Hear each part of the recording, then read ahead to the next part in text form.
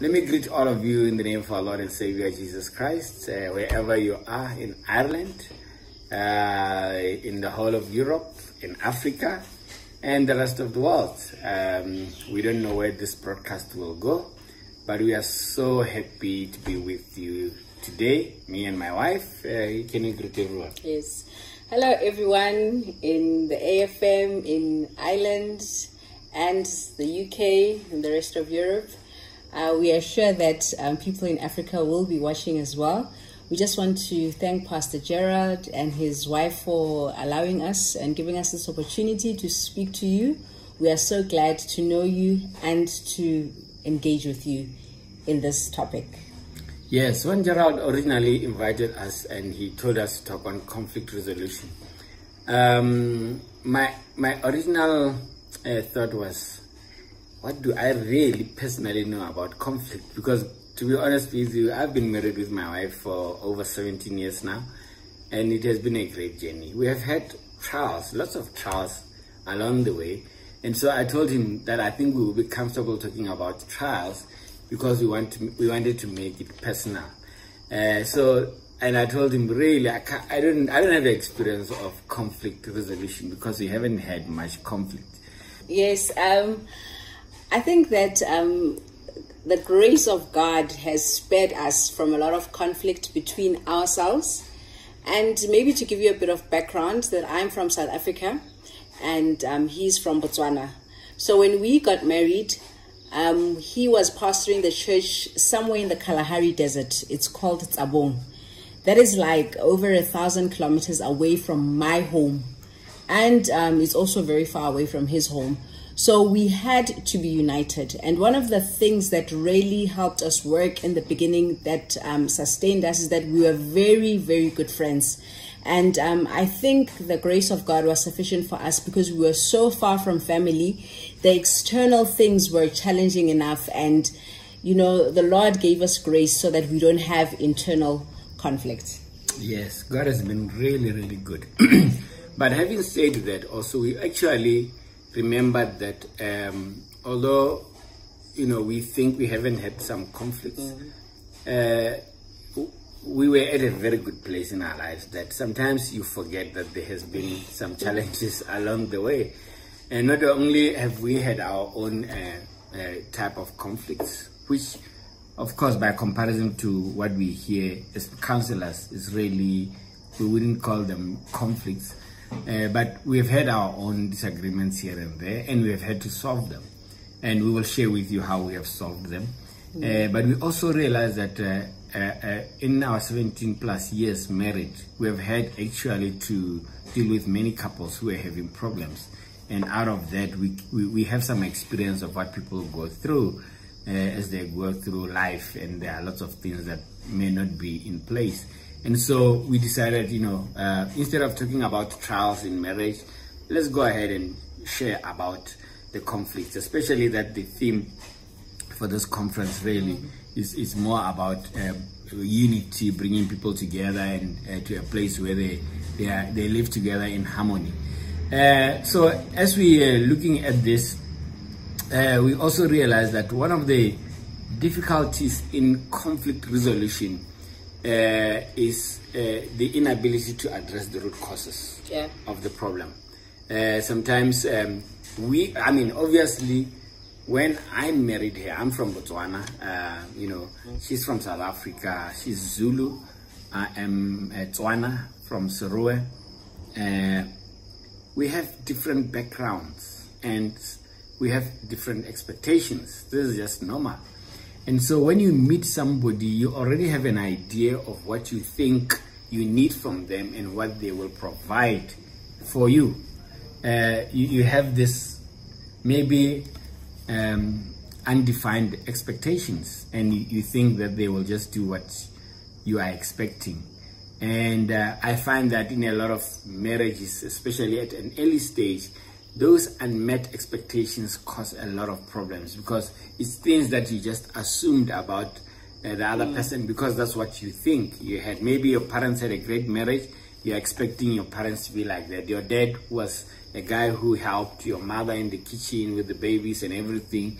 and you expect your partner to do exactly that, only to find that in their case it was totally different, or even the father was not even there in the home, but you are expecting them to do things that you already have an idea of. Yeah, and also I think with expectations, I think that another thing that creates conflict, which may be wrong, especially for us as Christians, is that when we come into a relationship, you come with, just wanting and expecting and wondering what you can get from this person, and expecting this person to meet your needs. But I think the right attitude is that of Christ, that Christ came to us to serve us and to give of himself as a sacrifice. So I think also as a couple, it's very important that as you come into a relationship, you come with the question, how can I be of, how can I be of help to this person? How can I compliment this person? How can I make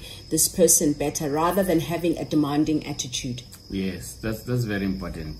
And I think because of these expectations that are met, then we have great disappointments. Yeah. And few disappointments lead to frustrations. Lots of frustrations. And not only that, sometimes we fight for the wrong reasons. Yeah. Or we are fighting, actually our weapons of our battle are not actually the real reason we are fighting. There are lots of details that bring us to fighting.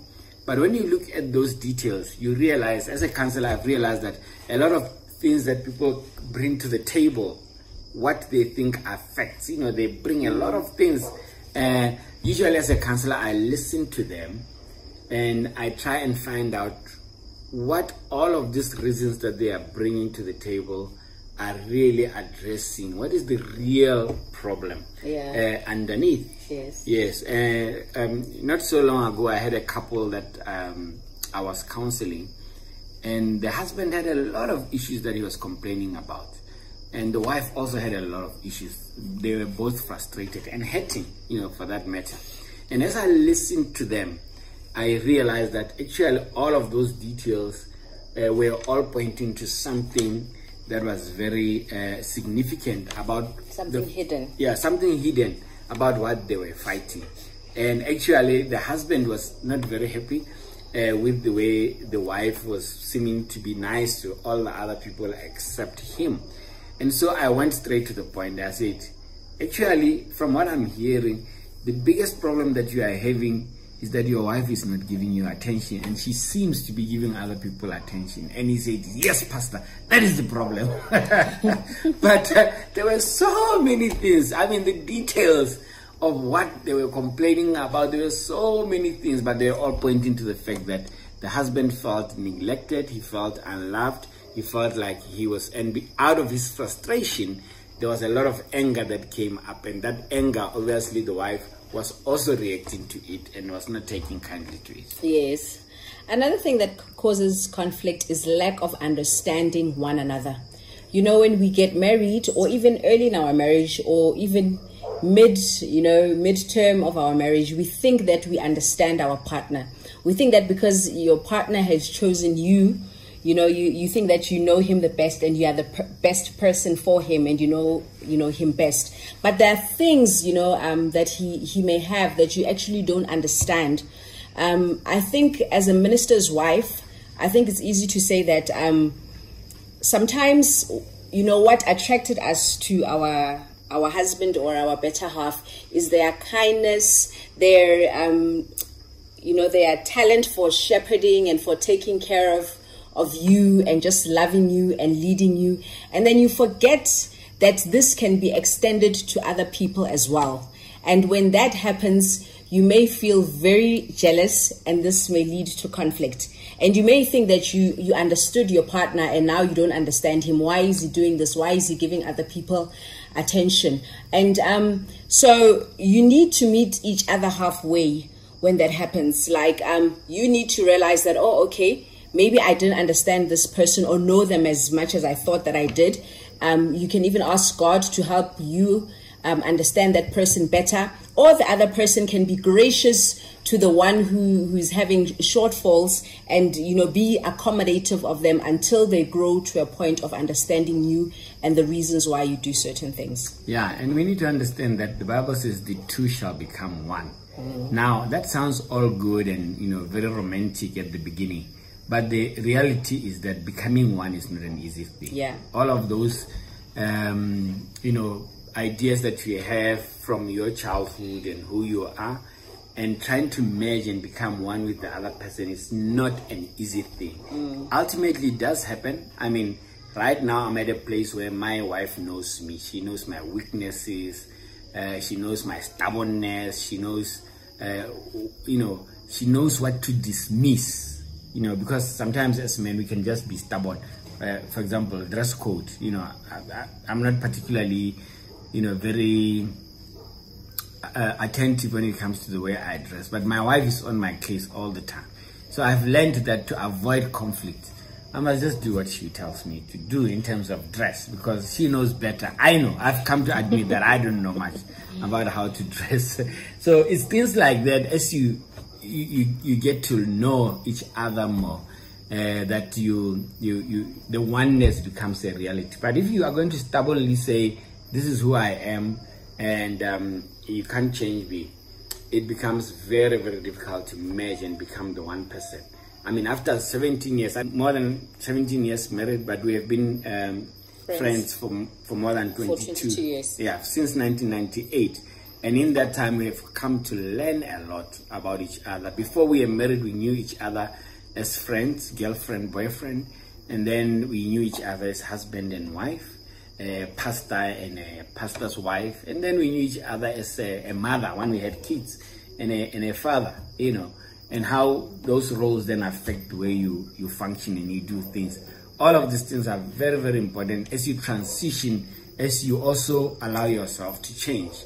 One of the things that I have learned to do is that when my wife is happy, I become stress-free. I have a very nice life. So I strive to make her as happy as I possibly can. And when I do that, I find that it works for her also. She does the best to give me peace and gives me the freedom to be able to go out there and serve other people, because that is my heart. Yes. Yeah. What are some of the hindrances to conflict resolution within a marriage? Or things that actually lead to conflict, not just the conflict resolution. Okay, yeah, the things that may lead to it, and the things that may make it very difficult for us to deal with it. As a counselor, and maybe even from my personal experience, I found that my pride and the pride of men in general can be a huge stumbling block to conflict resolution, and also actually bring conflict. I became an independent person quite young, and I lived my life more with an independent mindset. I did my things my way, and I never really had anybody, well, I did have people along the way trying to tell me what to do, and I didn't like being told what to do. It's part of pride. And when I got married, I found out that actually being with a partner, being with a wife, you will make a lot of mistakes, and you will be confronted by the mistakes that you make.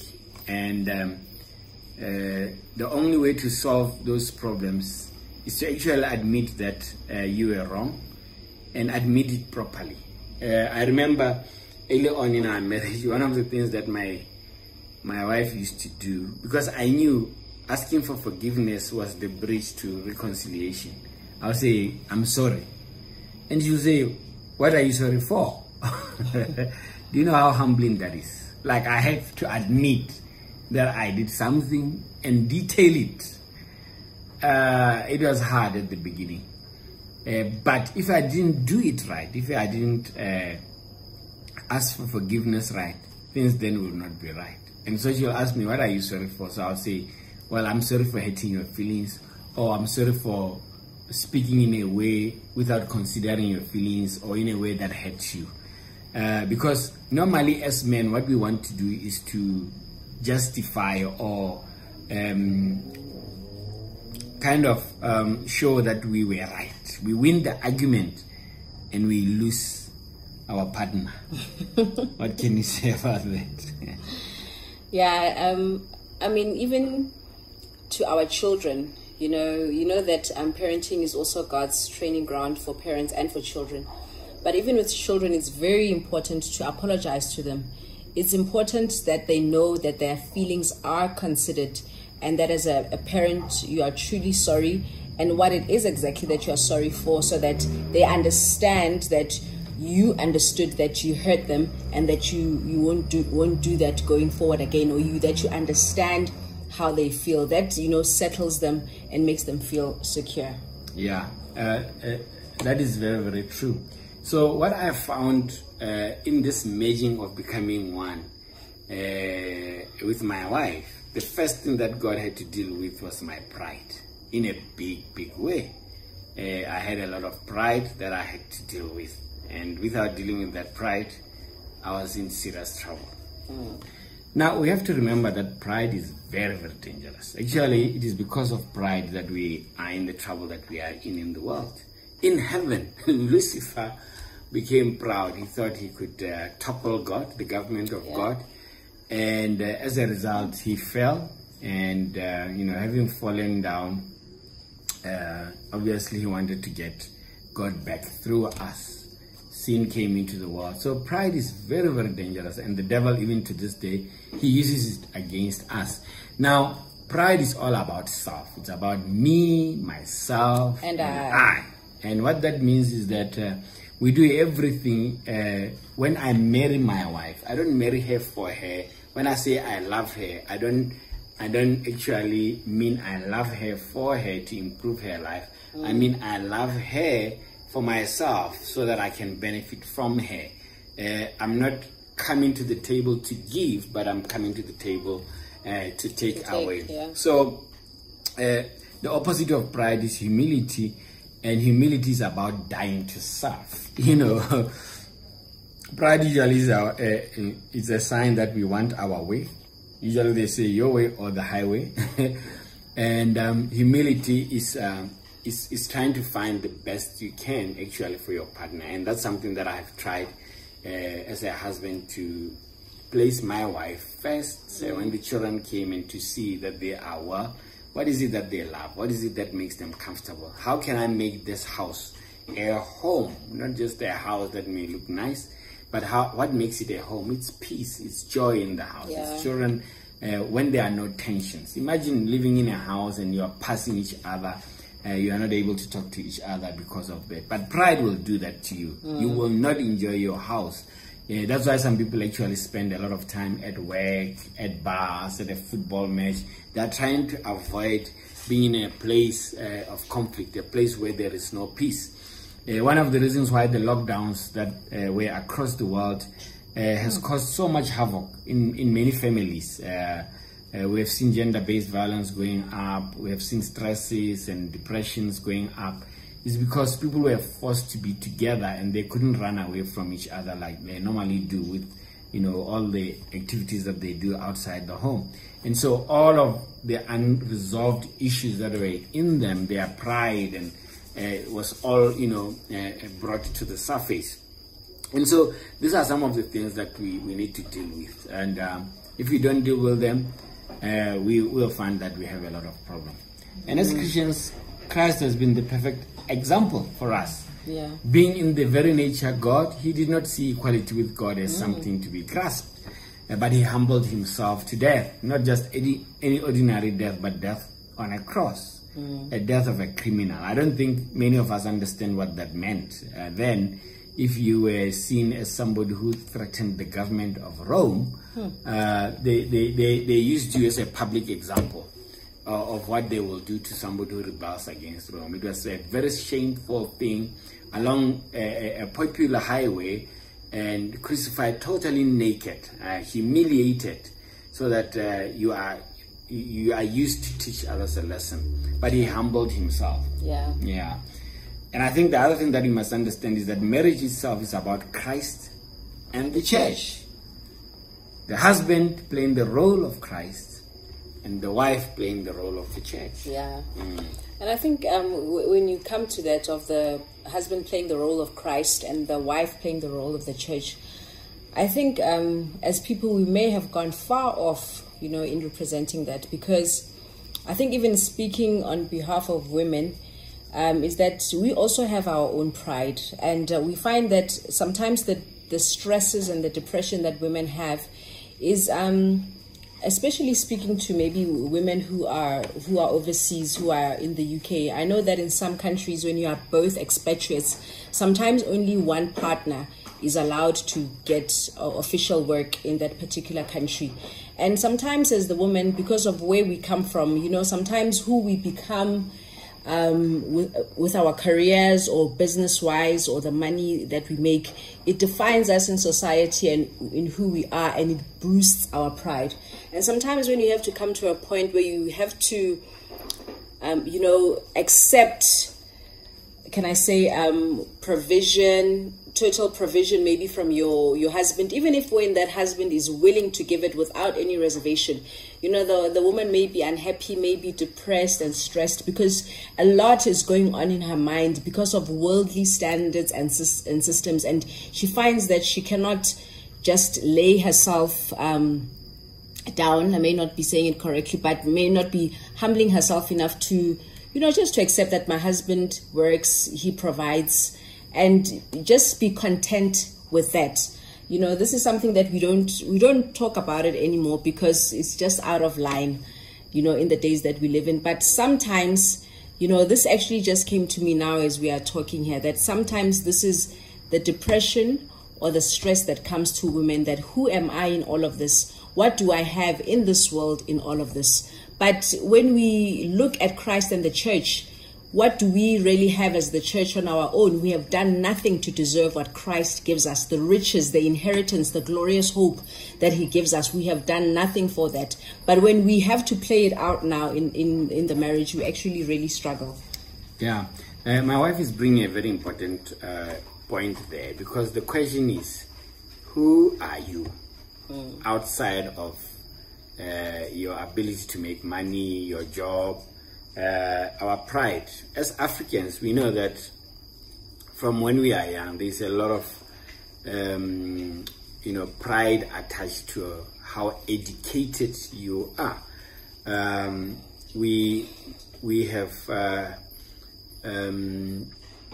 brought success and education as one thing, and by education, by extension, we are talking about what kind of a job you have.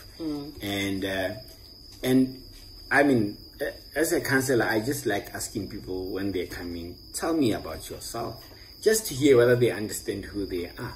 Yeah. And a lot of time people tell me what they do, their job. I am a doctor, I am an engineer,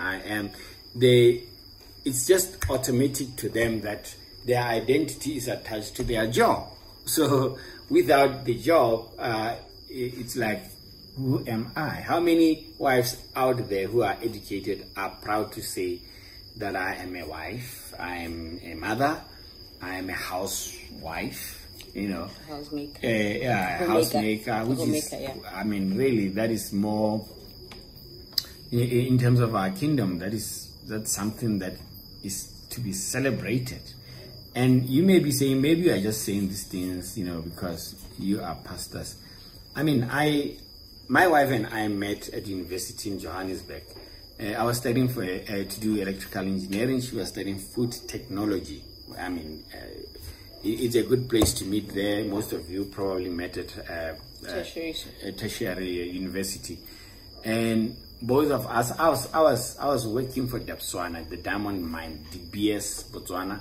And I had money. Things were going well. My wife also had a bright future in her career. And I remember there was a point in our lives where my wife had more money than I did. But she never made me feel, like, especially when I decided to go to Bible school, during that time. And then there was a time where she also sacrificed her job to be a mother, especially. Maybe you can just share a little bit about that. Yeah, actually, we got married in 2003. And I really had a conflict by then because, like I said before, my husband was in the Kalahari Desert pastoring there, and there were no prospects of a job for me there. And I was really conflicted as to, you know, when we get married, what's going to happen. And my family also thought that I should only move to Botswana when I get a job, you know. But fortunately, in 2002, there's a lady who came to my workplace. You know, I worked with, it was a multiracial environment, but this lady was a black lady. So it was very rare to have a black lady in South Africa, especially at that time when affirmative action was, you know, at its high. But I was so surprised when I met her. She was a born-again Christian. When she came to work at our company, she was working half day. You know, I had only seen that with white people, someone who knocks off at 1 so that they can go pick up their child from preschool and then take them home and get things ready for dinner. So I was just fascinated by her, and she took me under her wing and discipled me. And we read a lot about, you know, Christian womanhood, and I would visit her and her husband a lot in her home. And she really, really, you know, displayed to me, you know, what Christian womanhood was. And she's the one who taught me, and she was convinced that when I get married, I should go and live with my husband. After all, what was I getting married for? And because of her and her discipleship, I did that. When we got married in 2003 May, I resigned at the end of 2003 in April, and I had to go and live in Tsabong. And did I not get the shock of my life when I arrived at the Kalahari Desert, you know, with not the lights and streets and malls that I was used to in Joburg, in Gauteng. You know, it was really, really humbling, and I threw tantrums at the Lord. And like I said before, the fact that we were very good friends, you know, it really carried me through. And I actually did, after about 7 months or so in our marriage, I went to work in South Africa again. And it was really tough to live so far apart from him. So I had to go back there, and I really had to come to a point of accepting staying there or living, you know, away from him. And I eventually chose staying with him and living with there. And the Lord really started to build me as into my calling and into what he wanted me to do. Yeah, and I must say the sacrifice that my wife made, I mean, I remember then I was earning 2,000 pula, which is about $200. And she was earning around 12,000 then in South Africa, which would have been about $1,000 then, I think so, yeah. And so you can imagine, I mean, $200, $1,000 American dollars, and somebody leaves their job to go and stay in the desert, a guy who earns that much. God provided for us. It was an act of faith on her part. God provided for us, took care of us throughout that time. Not only did he provide, he bound us together. Like really, really bound us together. I don't think we will be the family that we are today, husband and wife, mother, father that we are.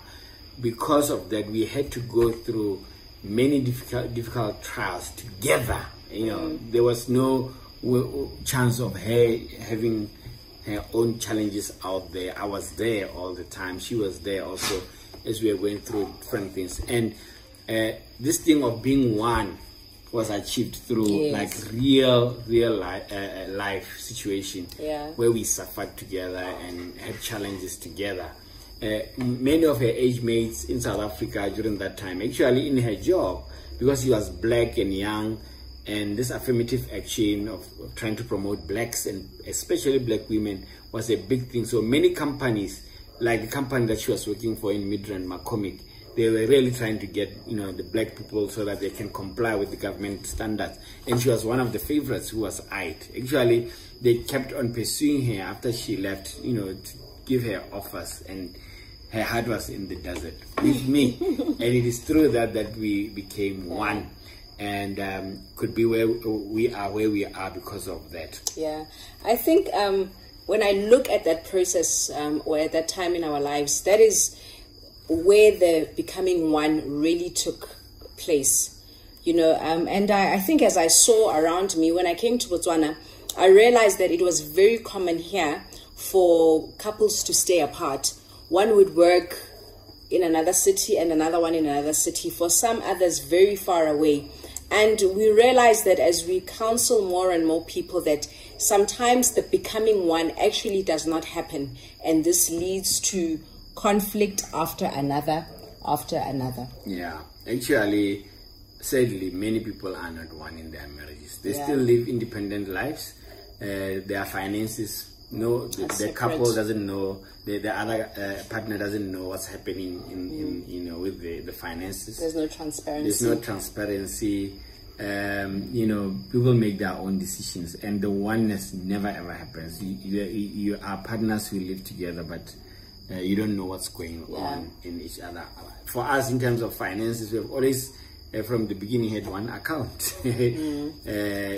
Where she has her card in her name, I have a card in my name from the same account. We know what's going on there together, and whatever money she makes, it goes in there. Whatever money I make, and the bank does allow those kind of arrangements. And we've really never really had problems that are associated with finances. Really, we are both giving.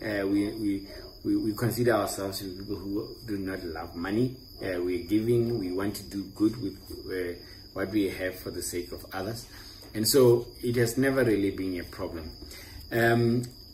Now, going back to the issue of pride, we need to understand that as couples, we are not each other's enemies. Yeah, sometimes we act like we are enemies. We are in a boxing match, and you want to win the battle. We are not each other's enemies. And one of the things that I have come to learn is that my winning the argument doesn't necessarily mean I win my wife's heart.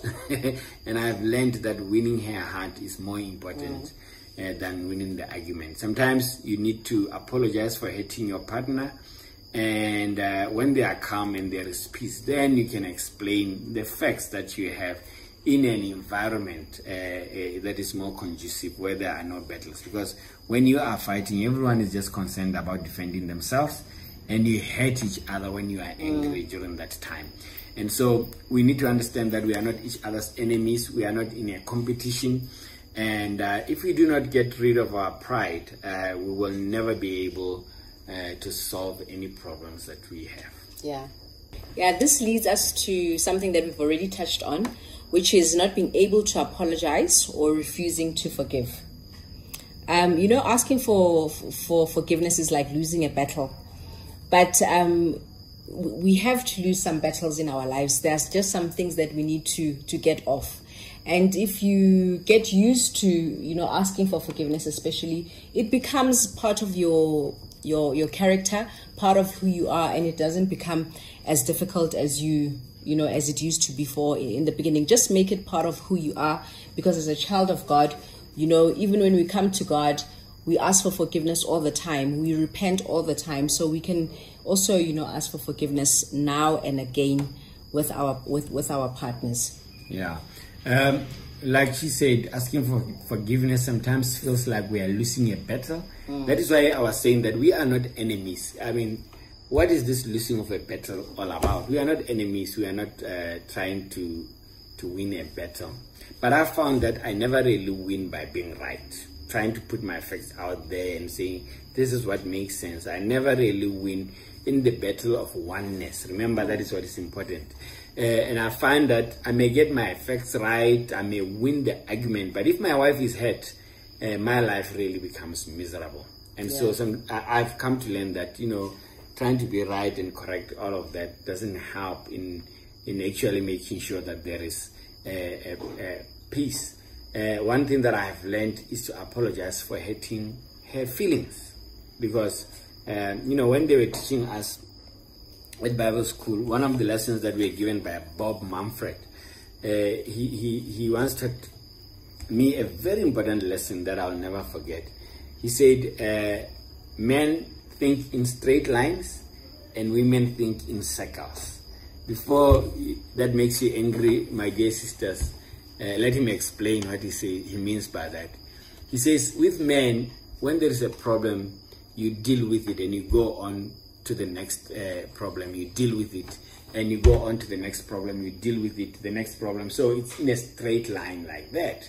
And so once you have dealt with something, it's over, you have forgotten about it. But with women, when they are dealing with the similar thing that you are dealing with, at the center, I want you to imagine a circle there. At the center here is the emotions, that is their heart. And so when she deals with this thing, and then another thing happens, and then another thing happens, you can see that all of these things are happening all around her emotions at the center.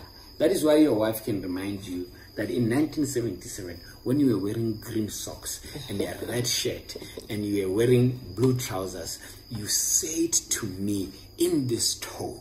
You know, they remember all of those things because it seems like they play them over and over again. But what is really happening is that their emotions catch these things and they go over them emotionally, and so they become something that is engraved in them. They play it over and over again. So that is why I have learned to apologize for hurting my wife's feelings, because if I don't, the pain in her heart lingers for a long time, and she can be moody and we can say, I've apologized, what more do you want? She becomes moody because I did not apologize right. So defending my position or being correct doesn't help, but it's very important for me that I apologize correctly. Admitting that I'm wrong and actually verbalizing what I'm apologizing for, I found that it helps a lot with her, because I mean, she used to ask me when I say I'm sorry, she says, what are you sorry for? And once I've received an apology, it doesn't necessarily go for women only, but there must be a willingness to forgive. You know, sometimes as people, we are not willing to forgive until we feel that we've punished the other person enough. You want them to feel what you have felt before you offer for forgiveness. That is not right, and it's not Christ-like. Yeah. And to you, my sisters, I know you are very good at this. From my counseling sessions, you know how to get us back and make us miserable.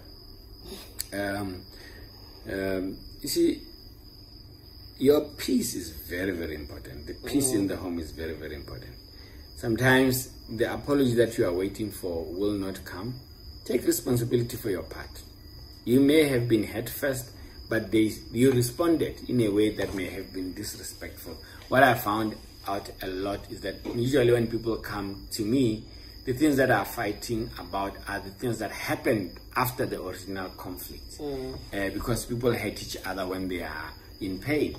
And so sometimes you just have to decide, you know what, this thing is not working for me, I'm miserable, let me just go and apologize for my part. And when we do that, usually the hope is that the other person will also then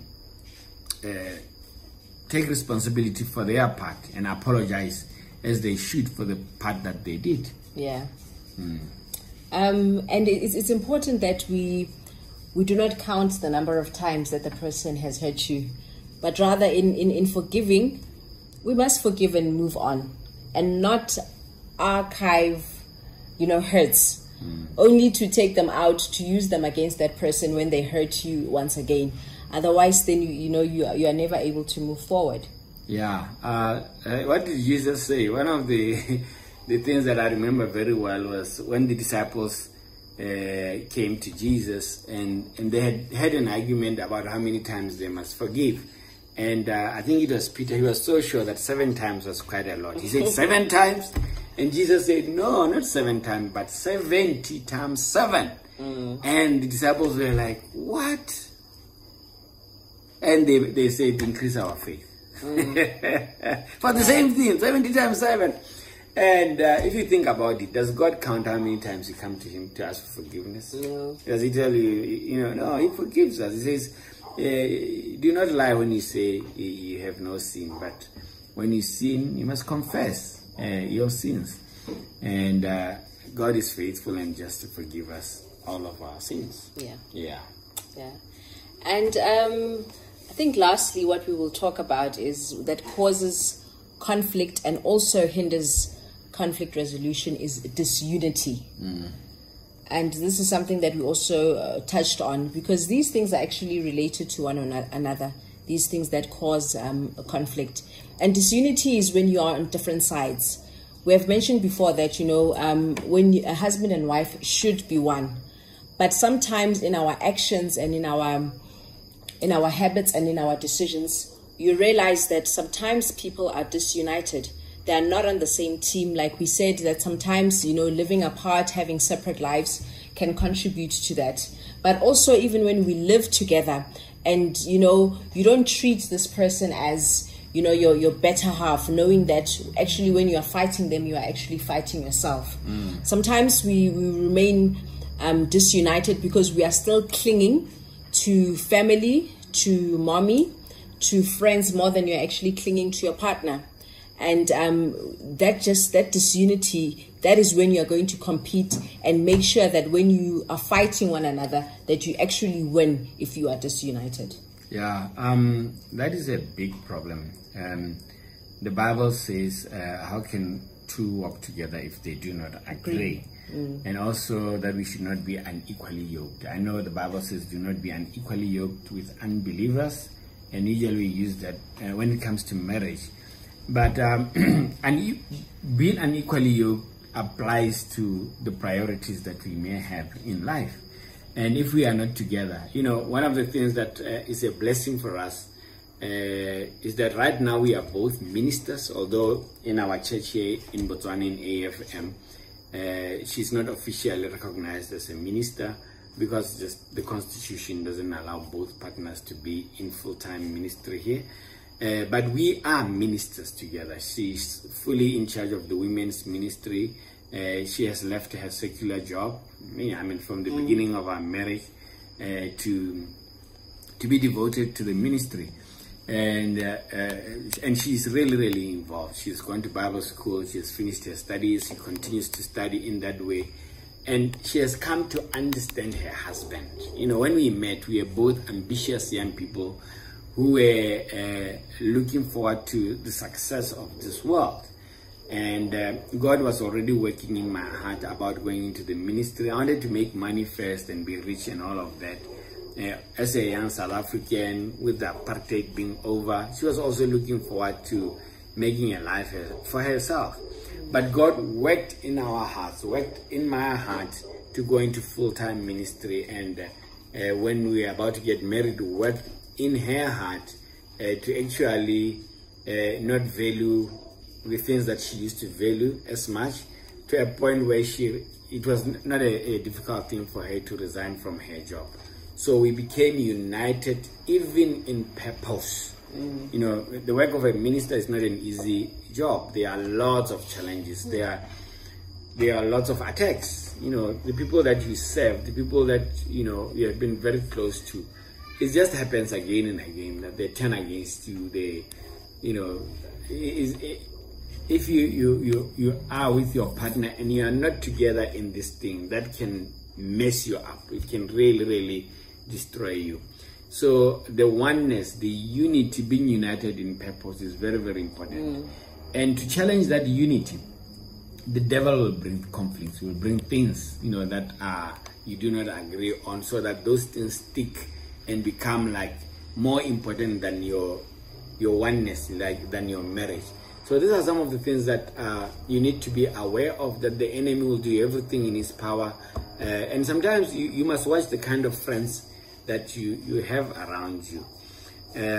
If your partner usually is a bit skeptical about some friendships, listen to them. You can defend all you can, but listen to what your partner is saying and observe things from, sometimes, of course, because we are human and we have our own insecurities, jealousies. Sometimes it's from that. But it's very important that when you are one, you listen to your partner when they have reservations about some people around you, because usually over time certain things manifest that had you listened earlier in life, you would have avoided those things. And not only that, but sometimes your partner can be wrong and be skeptical about things that are not good. Just know that everything ultimately will show the kind of fruits. Whatever it is that you're involved in will show. So in our unity, in being together, let us listen to each other. Let us try to be understanding. Explain things instead of being angry. Yeah. And this unity thing is very important because even the Bible, it talks about a double-stranded twist. It says that one person may be overpowered, but if a double-stranded twist is not easily broken. And it even goes on to speak about when it's like 3 strands, and we know that the 3rd strand is Christ in our marriage. It also says that how can you keep warm if you lie alone? So it's not necessary to be lonely when you are married. It's not necessary to be fighting battles on your own when you are married, but determine to be united with your partner so that you will be stronger together, you will keep each other warm, and united really in purpose for what God has for you. Well, it has been wonderful to talk to you guys. It's Christmas time. We want to say Merry Christmas to you. Have a wonderful, blessed 2021. We are praying that it will be a much better year than 2020. Yes, and we are praying that churches everywhere will open. We are believing for a great revival that will come into this world. And may, as that revival breaks, may it find strong families. We believe that there's an Elijah who is coming, whose intention is actually very family orientated. He's to bring the hearts of the fathers to the children, and the hearts of the children towards the fathers. And God says, lest I come and strike the earth with a curse. And we believe that this is a restoration of the families. Yeah. It's a conflict. God is talking about a conflict-free families. Yes. And God, in the last move, he wants to use families, really. Because after all, God is about the family. Our Father who art in heaven is about promoting the family. And he wants to bring his family back to him. But before that, he wants to restore the family unity here on earth. So let us be those couples that are ready when this time hits us, and I believe that we are already in it, so that we may be able to do the things that needs to be done. God bless you. It was wonderful to be with you guys, and we are praying that God will heal our marriages, will be united, and whatever challenge comes, we'll be able to stand against it. Yes. Thank you so much. Thank you for the opportunity. We believe that you have been blessed. God bless you.